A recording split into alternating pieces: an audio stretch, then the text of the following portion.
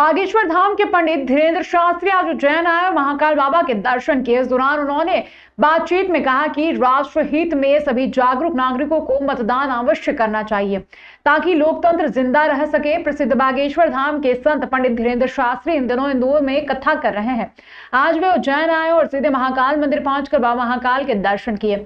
इस दौरान उन्होंने गर्भगृह में जाकर भगवान महाकाल की पूजा अर्चना कर पंचामृत अभिषेक किया। पंडित राजेश शर्मा ने पूजन संपन्न कराया। इस दौरान मंदिर समिति के सहायक प्रशासक मोचन जोनवाल द्वारा पंडित धीरेन्द्र शास्त्री का सम्मान किया गया। उज्जैन से रवाना होने से पहले पंडित धीरेन्द्र शास्त्री एसपी प्रदीप शर्मा के निवास पर गए और उनके परिजनों से मुलाकात की। यहीं पर मीडिया के साथ बातचीत करते हुए बालाजी के भक्त पंडित धीरेन्द्र शास्त्री ने मतदान प्रतिशत गिरने पर चिंता व्यक्त करते हुए कहा कि भारत विश्व का सबसे बड़ा लोकतांत्रिक देश है। इसे बचाए रखने के लिए सभी राष्ट्रभक्ति भारतीयों को मतदान अवश्य करना चाहिए। हम जो है आज महाकालेश्वर भगवान को दर्शन करने आए, रुद्राभिषेक करने आए। भारत हिंदू राष्ट्र की कामना के लिए रुद्राभिषेक किया।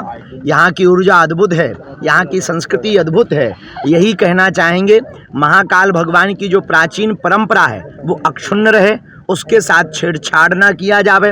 प्रशासन और शासन को बहुत बहुत साधुवाद। सभी आचार्य पुजारी बहुत सहज और सरल हैं, बड़ी विनम्रता के साथ सभी को दर्शन करवाते हैं। हमको आकर बहुत प्रसन्नता हुई और पूरे मध्य प्रदेश की मंगल कामना के लिए हम महाकाल भगवान के चरणों में प्रणाम करते हैं। वर्तमान में जो मतदान का प्रतिशत घट रहा, ये बड़ा चिंतनीय विषय है। भारत लोकतांत्रिक देश, इतने विश्व का सबसे बड़ा लोकतांत्रिक देश है। सबसे पहले मतदान, बाद में जलपान। लोकतंत्र को मजबूत करने के लिए भारत के सभी जागे हुए भारतीयों को स्वविवेक के साथ राष्ट्र हित में मतदान करना चाहिए। शहर कांग्रेस अध्यक्ष सहित अन्य पर पुलिस केस दर्ज किया गया है। आचार संहिता में बिना परमिशन जल संकट को लेकर विरोध प्रदर्शन करने पर यह मामला दर्ज किया गया है। उज्जैन शहर में पेयजल संकट को लेकर रविवार को शहर कांग्रेस अध्यक्ष व नेताओं ने विरोध प्रदर्शन किया था। इसे लेकर पीएचई के अधिकारियों की शिकायत पर देवास गेट पुलिस ने अध्यक्ष व अन्य के खिलाफ केस दर्ज किया है। पुलिस ने बताया कि लोकसभा चुनाव की आचार संहिता के कारण कलेक्टर नीरज सिंह ने शहर में धारा 144 लगाई है। इसके तहत धरना प्रदर्शन आंदोलन प्रतिबंधित है। रविवार को शहर कांग्रेस अध्यक्ष मुकेश भाटी व अन्य पदाधिकारियों ने शहर में पेयजल संकट को लेकर विरोध प्रदर्शन किया था।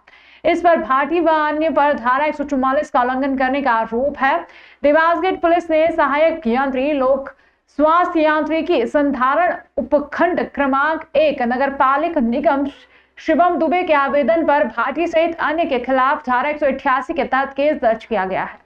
आगामी जो लोकसभा चुनाव को देखते हुए धारा 104 लगी हुई, 144 लगी हुई, बिना परमिशन के, बिना अनुमति के किसी भी प्रकार के रैली प्रदर्शन आदि पर प्रतिबंध लगा हुआ है।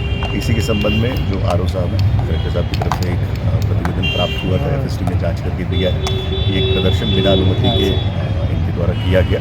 इसके संबंध में आचार संहिता उल्लंघन के धारा 188 के तहत मामला दर्ज किया गया। उसमें वीडियोग्राफी के माध्यम से जितने लोग थे उनको चिन्हित किया जाता है तो वैधानिक कार्रवाई की जाए। महानंदा नगर में रहने वाले चिकित्सक कल अपने परिवार सहित अहमदाबाद के लिए रवाना हुए थे और इस दौरान उनके सूने मकान में घुसकर अज्ञात बदमाश लाखों रुपए के जेवर और नकदी पर हाथ साफ कर गए। चिकित्सक सुबह जब अहमदाबाद पहुंचे तो वहां पहुंचने पर उन्हें घर में चोरी होने की सूचना मिली।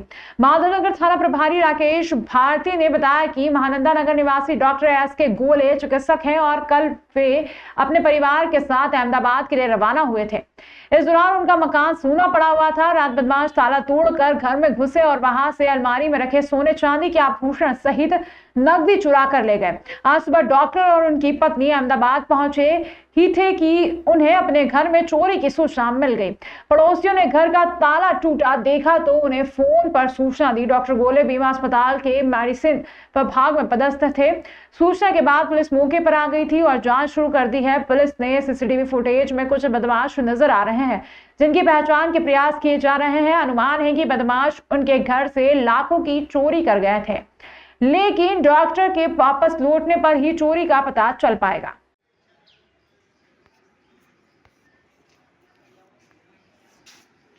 उज्जैन के विक्रम विश्वविद्यालय में प्रदेश का पहला मौसम केंद्र विद्यार्थियों के लिए खुलने जा रहा है। मौसम विज्ञान विभाग से MOU साइन होने के बाद अब इस दिशा में तैयारी की जा रही है। कई विषयों के विद्यार्थी समेत किसानों को भी मौसम केंद्र खुलने से लाभ मिलेगा।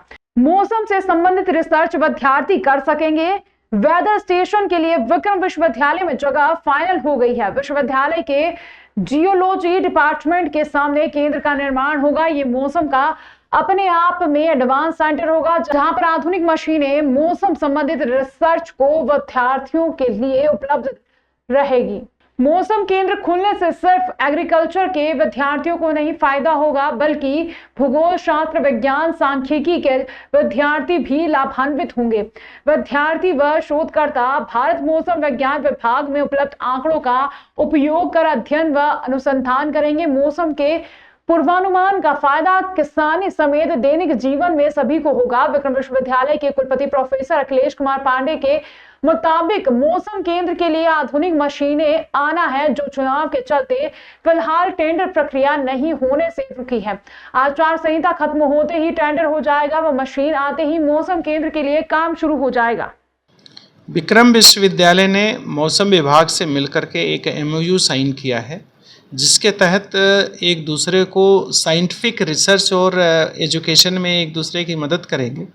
उसी के सिलसिले में मौसम विभाग ने विक्रम विश्वविद्यालय में एक वेदर स्टेशन, जो बहुत ही एडवांस मशीन होगा, उसकी स्थापना करने जा रहा है। उससे यहाँ पे जो एग्रीकल्चर डिपार्टमेंट खुला है, एग्रीकल्चर के बच्चों को उससे बहुत ही रिसर्च में डाटा मिलेगा, और दूसरा यहाँ के आसपास के किसानों को उसके बहुत सारी वेदर की जानकारियाँ उपलब्ध कराई जाएंगी। इससे किसानों को भी फ़ायदा होगा और विक्रम विश्वविद्यालय के विद्यार्थियों को भी बहुत फ़ायदा होगा। जानकारी रहेगी तो प्रॉपर तरीके से वो अपनी फसल को उगा सकते हैं, उसको काट सकते हैं, और ऐसे बहुत सारी जानकारियाँ जो है उसमें मिलेगी। जो हमारे एग्रीकल्चर के बच्चे हैं उनको बहुत सारा डाटा, जैसे रेनफॉल है और दूसरी चीज़ें हैं, उसके बारे में उन्हें जानकारियाँ मिलेगी।